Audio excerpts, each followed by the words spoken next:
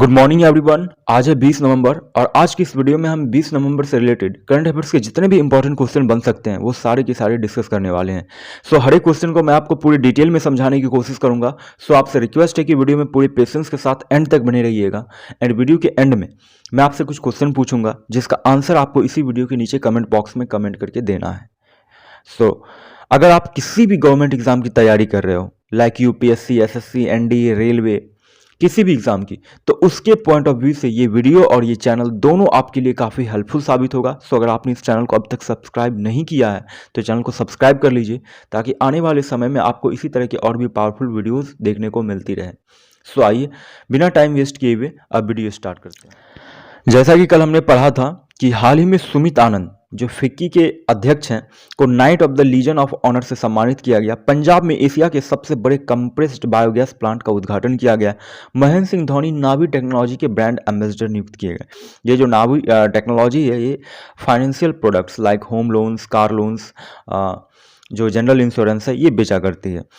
बेंगलोर, चेन्नई और अहमदाबाद को दुनिया के 20 सबसे अधिक क्रिप्टो तनाव वाले शहरों में स्थान दिया गया। 18 से 19 नवंबर को भारत सरकार द्वारा दिल्ली में नो मनी फॉर टेरर का तीसरा सम्मेलन आयोजित किया गया। कोरोना के बाद नई कंपनियां खोलने के मामले में महाराष्ट्र शीर्ष पर रहा। हाल ही में राष्ट्रीय महिला आयोग द्वारा डिजिटल शक्ति 4.0 अभियान लॉन्च किया गया। होमर कैम्ब्रिज डिक्शनरी का वर्ड ऑफ द ईयर 2022 चुना गया। होमर को HOMER। अब बात करेंगे आज के कुछ इंपॉर्टेंट क्वेश्चंस के बारे में। पहला क्वेश्चन है किस संस्था द्वारा डिजिटल शक्ति अभियान 4.0 लॉन्च किया गया। तो याद रखना राष्ट्रीय महिला आयोग द्वारा इसे हाल ही में लॉन्च किया गया। क्यों किया गया है? तो देखो, महिलाओं को किसी भी अवैध या अनुचित ऑनलाइन गतिविधि के खिलाफ खड़े होने के लिए जागरूक करने के लिए डिजिटल शक्ति अभियान 4.0 लॉन्च किया गया है। बात करेंगे नेक्स्ट क्वेश्चन की। नेक्स्ट क्वेश्चन है हाल ही में किस राज्य में दुनिया में पहली बार ड्रोन के जरिए पशुओं के टीके की आपूर्ति की गई। तो याद रखना ये अरुणाचल प्रदेश में किया गया है। पहली बार ड्रोन के जरिए पशुओं के टीके की आपूर्ति की गई। अब बात हो रही है अरुणाचल प्रदेश की, तो इससे रिलेटेड कुछ इंपॉर्टेंट चीजें जान लेते हैं। देखो, अरुणाचल प्रदेश की राजधानी है ईटानगर। वर्तमान मुख्यमंत्री हैं यहाँ की पेमा खांडू। वर्तमान राज्यपाल है BD मिश्रा। स्थापना हुई थी 20 फरवरी 1987। टोटल जिले हैं 23। पुराना नाम इसका था नेफा। पड़ोसी राज्य इसके दक्षिण में असम और नागालैंड, पश्चिम में भूटान, पूर्व में म्यांमार और उत्तर में चीन। प्रमुख नदियां हैं सिहाग, लोहित, दिबांग, कामेग। ये यहाँ की प्रमुख नदियां हैं। राजकीय भाषा की बात की जाए तो मेनली यहाँ अंग्रेजी बोली जाती है। हाल ही में तौरज्ञ महोत्सव 2022 का अरुणाचल प्रदेश में मनाया गया। ठीक है, संजय दत्त अरुणाचल प्रदेश के ब्रांड एम्बेसडर है। ये सब हाल फिलहाल के कुछ रिलेटेड इंपॉर्टेंट क्वेश्चंस हैं जिसको मैंने इस वीडियो में शामिल कर लिया है। आप ध्यान से देखिएगा। अरुण भूमि अरुणाचल प्रदेश का पहला हिंदी समाचार पत्र है। जियोलॉजिकल सर्वे ऑफ इंडिया के मुताबिक अरुणाचल प्रदेश के पास 35% ग्रेफाइट भंडार है। याद रखें 35%। 15 अगस्त 2022 को अरुणाचल प्रदेश में मेडिसिन फ्रॉम द स्काई का सफलतापूर्वक अनावरण किया गया था। Medicine from the sky. और अभी हाल ही में अरुणाचल प्रदेश में वाइब्रेट विलेज प्रोग्राम्स की शुरुआत की गई है। केसर हिंद को हाल ही में अरुणाचल प्रदेश के राजकीय तितली के रूप में मंजूरी दे दी गई, केसर हिंद। और हाल ही में ग्रीनफील्ड हवाई अड्डे का नाम डोनी पोलो एयरपोर्ट ईटानगर करने का प्रस्ताव को सरकार ने मंजूरी दे दी है। और ये डोनी पोलो एयरपोर्ट ईटानगर जो ये बनकर रेडी भी हो चुका है। ठीक है, अरुणाचल प्रदेश में सबसे पूर्वी सैन्य गैरिसन का नाम जनरल बिपिन रावत के नाम पर रखा गया है। नेक्स्ट है अंतर्राष्ट्रीय पुरुष दिवस कब मनाया गया। तो याद रखना 19 नवंबर को अंतर्राष्ट्रीय पुरुष दिवस मनाया गया।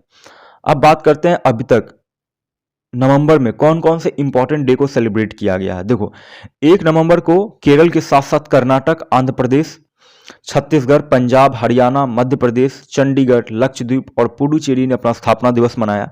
1 नवंबर 1956 को केरल को बनाया गया था और केरल को गॉड्स ऑन कंट्री भी कहते हैं। देखो, फिर 2 नवंबर को International Day to immunity for crime against journalist मनाया गया। 3 नवंबर को राजा राजचोल की जयंती।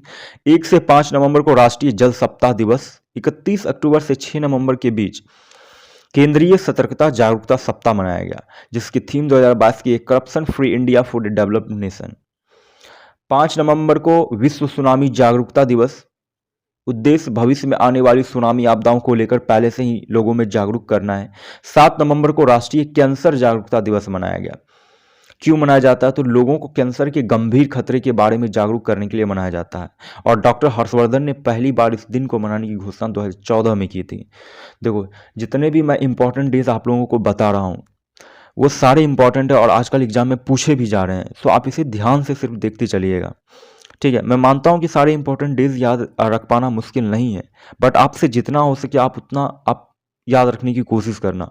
ठीक है, फिर 7 नवंबर को ही शिशु सुरक्षा दिवस मनाया गया। बाल संरक्षण, बच्चों की हिंसा और शोषण आदि को लेकर लोगों में जागरूकता फैलाने के लिए मनाया जाता है। ठीक है, 8 नवंबर को विश्व रेडियोग्राफी दिवस, जिसका उद्देश्य रेडियोग्राफी, इमेजिंग और थेरेपी के बारे में जागरूकता बढ़ाना है। और 1895 में विलियम रॉन्टजन द्वारा एक्सरे की खोज की गई थी। ठीक है, 9 नवंबर को राष्ट्रीय कानूनी सेवा दिवस और उत्तराखंड स्थापना दिवस मनाया गया। और जैसा आप जानते हो 9 नवंबर 2000 में उत्तराखंड की स्थापना हुई थी और 1 जनवरी 2007 को उत्तरांचल से नाम बदलकर उत्तराखंड कर दिया गया था। 10 नवंबर को विश्व विज्ञान दिवस शांति और विकास के लिए मनाया जाता है, जिसकी थीम 2022 की सतत विकास के लिए बुनियादी विज्ञान। ठीक है, 11 नवंबर को राष्ट्रीय शिक्षा दिवस, इसकी शुरुआत 2008 में हुई थी और भारत के पहले शिक्षा मंत्री थे मौलाना अबुल कलाम आज़ाद। उन्हीं की जयंती के रूप में हम 11 नवंबर को राष्ट्रीय शिक्षा दिवस, नेशनल एजुकेशन डे मनाते हैं। और उनकी द्वारा एक बुक लिखी गई थी जिसका नाम है इंडिया विंस फ्रीडम। 12 नवंबर को विश्व निमोनिया दिवस मनाया गया। इसकी शुरुआत जो है 12 नवंबर 2009 में हुई थी और ये निमोनिया रोग से निपटने तथा लोगों में जागरूकता फैलाने के लिए मनाया जाता है, जिसकी थीम 2022 की है निमोनिया को रोकने के लिए चैंपियन की लड़ाई। 13 नवंबर को विश्व दयालुता दिवस मनाया गया, जिसकी थीम 2022 की है जब भी संभव हो दयालु बने। इस दिवस की शुरुआत याद रखना 2009 में सिंगापुर में हुई थी। और 14 नवंबर को मनाया गया बाल दिवस। आप जैसा जानते हो भारत के प्रथम प्रधानमंत्री थे पंडित जवाहरलाल नेहरू। उन्हीं के जन्म दिवस को हम बाल दिवस के रूप में मनाते हैं। 14 नवंबर 1889 को उनका जन्म हुआ था और वो बच्चों से काफ़ी प्यार भी किया करते थे, इसलिए उनकी जयंती के रूप में हम बाल दिवस मनाते हैं। और 14 नवंबर को ही विश्व मधुमेह दिवस मनाया गया, जिसकी थीम 2022 की है कल की रक्षा के लिए शिक्षा। 1991 में अंतर्राष्ट्रीय मधुमेह संघ और WHO द्वारा इस दिन को घोषित किया गया था, जिसका उद्देश्य मधुमेह के प्रति लोगों को अपनी जीवन शैली में बदलाव करने के लिए प्रोत्साहित करना तथा इस बीमारी के बारे में जागरूकता फैलाना है। ठीक है, 15 नवंबर को मनाया गया झारखंड स्थापना दिवस। 15 नवंबर 2000 को बिहार से अलग होकर झारखंड एक नया स्टेट बना था। 16 नवंबर को जनजातीय गौरव दिवस मनाया गया। इस दिन की शुरुआत याद रखना प्रधानमंत्री मोदी द्वारा 10 नवंबर 2021 को की गई थी। आज़ादी के 75 वर्ष पूरे होने के उपलक्ष्य में ये दिन घोषित किया गया था और आदिवासी स्वतंत्रता सेनानी और उनके द्वारा किए गए कार्यों का स्मरण करना इसका उद्देश्य है। 16 नवंबर को ही विश्व प्रेस दिवस मनाया गया। भारतीय प्रेस परिषद की स्थापना याद रखना 16 नवंबर 1966 को हुई थी और 16 नवंबर को ही अंतर्राष्ट्रीय सहिष्णुता दिवस मनाया गया। उसके बाद 17 नवंबर को अंतर्राष्ट्रीय छात्र दिवस मनाया गया। क्यों मनाया जाता है? तो नाजीवादियों के खिलाफ लड़ाई में मरने वाले छात्रों के लिए हुई अंतर्राष्ट्रीय बैठक में हर साल 17 नवंबर को अंतर्राष्ट्रीय इंटरनेशनल स्टूडेंट्स डे मनाया जाता है। 1940 में नाजियों के कब्जे वाले राज्य में 1200 से अधिक छात्रों को गिरफ्तार कर जेल में डाल दिया गया था। और 17 नवंबर को ही विश्व दर्शन दिवस मनाया जाता है, जिसकी थीम 2022 की है भविष्य का मानव। 15 से 21 नवंबर को राष्ट्रीय नवजात सप्ताह मनाया जाता है, जिसकी थीम 2022 की है safety, quality and nurturing care every newborn's birth right. Bharat में नवजात कार्य योजना INAP सितंबर 2014 में हुई थी। INAP का फुल फॉर्म होता है India new born action plan. ठीक है, 17 नवंबर को ही फिर राष्ट्रीय मिर्गी दिवस मनाया गया, जिसकी थीम 2022 की है there is no name without me. देखो, ये जो एपिलेप्सी है मिर्गी, ये लक्षण, इसके जो लक्षण और प्रभाव के बारे में अगर बात करें तो ये इंसान के मस्तिष्क के केंद्रीय तंत्रिका तंत्र को बुरी तरीके से प्रभावित करता है और इसके बारे में लोगों को शिक्षित और जागरूक करने के लिए ये मनाया जाता है, नेशनल एपिलेप्सी डे। ठीक है, और ये अंतर्राष्ट्रीय मिर्गी दिवस की बात की जाए, इंटरनेशनल एपिलेप्सी डे के बारे में, तो फरवरी का दूसरा ये सोमवार होता है। अगर राष्ट्रीय की बात की जाए तो 17 नवंबर। 18 नवंबर को फिर मनाया गया प्राकृतिक चिकित्सा दिवस। 18 नवंबर 2018 को प्राकृतिक चिकित्सा दिवस घोषित किया गया था। 19 नवंबर को अंतर्राष्ट्रीय पुरुष दिवस, जिसकी थीम 2022 की पुरुषों और लड़कों की मदद करना। 19 नवंबर को ही विश्व शौचालय दिवस मनाया गया और 19 नवंबर को ही फिर से राष्ट्रीय एकीकरण दिवस मनाया गया। यह दिन एकता, भाईचारे और शांति बनाए रखने की का प्रतीक है।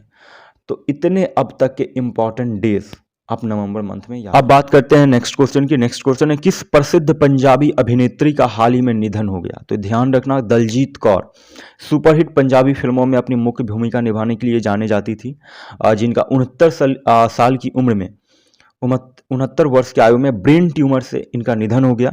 अपने करियर की शुरुआत इन्होंने 1976 में दाज से की थी। और दलजीत कौर याद रखना राष्ट्रीय हॉकी और कबड्डी प्लेयर भी रह चुकी हैं। बात करेंगे नेक्स्ट क्वेश्चन की। नेक्स्ट क्वेश्चन है विश्व रोगाणुरोधी जागरूकता सप्ताह कब मनाया जा रहा है? तो याद रखना ये 18 से 24 नवंबर 2022 के बीच मनाया जा रहा है, जिसकी थीम 2022 की preventing anti microbial resistant together, preventing anti microbial resistance together, ये इस वर्ष की थीम है, इसे ध्यान रखना आप। बात करेंगे नेक्स्ट क्वेश्चन की। नेक्स्ट क्वेश्चन है हाल ही में डॉक्टर भीमराव अंबेडकर विश्वविद्यालय का शिलान्यास कहाँ किया गया? तो याद रखना ये राजस्थान के राजधानी जयपुर में किया गया है। मुख्यमंत्री अशोक गहलोत द्वारा 387 करोड़ रुपए में इस परियोजना का शुभारंभ किया गया है, डॉक्टर भीमराव अंबेडकर विश्वविद्यालय, ठीक है, जयपुर में। नेक्स्ट क्वेश्चन है किस राज्य सरकार द्वारा अमर सरकार पोर्टल लॉन्च किया गया? तो याद रखना त्रिपुरा सरकार द्वारा हाल ही में लॉन्च किया गया है। त्रिपुरा के मुख्यमंत्री मानिक शाह द्वारा लोगों और सरकार के बीच में संपर्क करने के उद्देश्य से अमर प्रकाश पोर्टल लॉन्च किया गया। इससे पहले त्रिपुरा सरकार द्वारा हर घर सुशासन पहल की शुरुआत की गई थी, इसे आप ध्यान रखिएगा।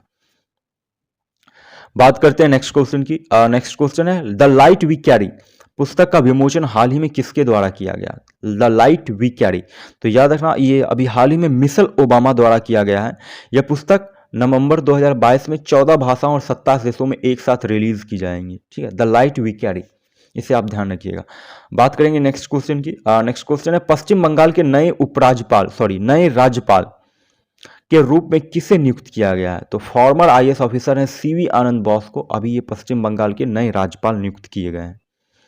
नेक्स्ट और इस वीडियो का लास्ट क्वेश्चन है ITTF international table tennis federation athlete आयोग में चुने जाने वाले पहले भारतीय कौन बने हैं? तो अंचता शरथ कमल को अभी हाल ही में आईटीटीएफ एथलीट आयोग में ये चुने जाने वाले पहले भारतीय बन गए हैं। इनका कार्यकाल 2022 से 26 तक यानी 4 साल तक रहेगा। अंचता शरथ कमल 2022 के मेजर ध्यानचंद खेल रत्न से भी सम्मानित इन्हें किया जाएगा। अब बात करते हैं आज के क्वेश्चन ऑफ द डे के बारे में। पहला क्वेश्चन है आप लोगों का लाडली लक्ष्मी 2.0 योजना किस राज्य सरकार द्वारा हाल ही में लॉन्च की गई? सेकंड क्वेश्चन है किस राज्य में विश्व का सबसे बड़ा पांडुलिपि ग्रंथालय बनाया जा रहा है? ऑलरेडी इन दोनों क्वेश्चंस को मैंने अपने प्रीवियस वीडियो में आप डिस्कस कर रखा है, सो अगर आपने उस वीडियो को नहीं देखा है तो जाकर देखिए। सो आज की वीडियो आपको कैसी लगी? वीडियो के बारे में अपनी राय नीचे हमें कमेंट बॉक्स में जरूर दीजिएगा।